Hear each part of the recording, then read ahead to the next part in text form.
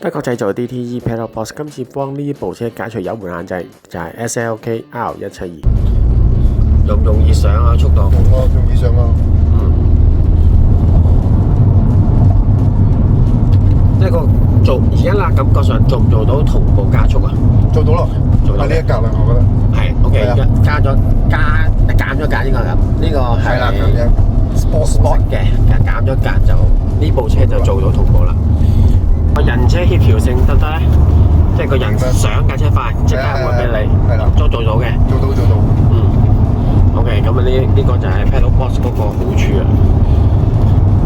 揸上嚟都好順暢，係啊，都冇以前咁樣有 delay 啦。錯咯，係啊，現錯添啊，錯，即係佢 turbo 叻以前。因為一係就俾你，一係就唔俾你啲力。哦，而家就有好線性咁樣嘅。係啦。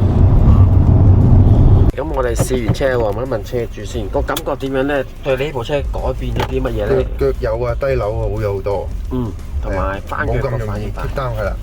OK，咁上車有冇力啊？上車好力啊！好。咁以往係點樣嘅車會未裝之前？成日要 down 一個波咯，上車。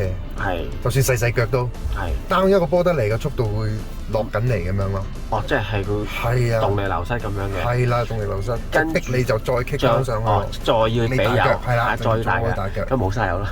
係啊，冇錯，就係咁樣嘥啦啲油。依家就冇呢個問題。OK， 咁啊試下行耐少少睇下會唔會慳到油啊？你咁其實正常嚟講應該會㗎啦，頭先都做到㗎啦。係。